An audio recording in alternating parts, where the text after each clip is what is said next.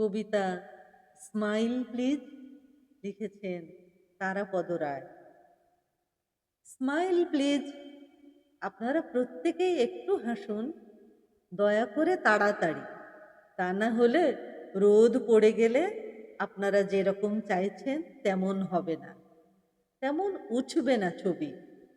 আপনার ঘড়িটা আপনার ঘড়িটা ডান দিকে আরেকটু একটু সোজা করে প্লিজ। আপনি কি বলছেন ঘাড়টার সোজা করে দাঁড়ানো হ্যাবিট নেই? তবে কি বলছেন অনেক দিন হাসারও অভ্যেস নেই? এদিকে যে রোদ পড়ে এলো, এরকম ঘাড় গোঁজা বিমর্ষ মুখের একদল মানুষের গ্রুপ ফটো ফটো অনেক দিন থেকে যায়।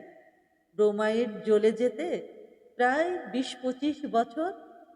২০-২৫ বছর পর যদি কোনো পুরনো দেয়ালে কিংবা কোনো অ্যালবামে এরকম ফটো কেউ দেখে, কি বলবেন?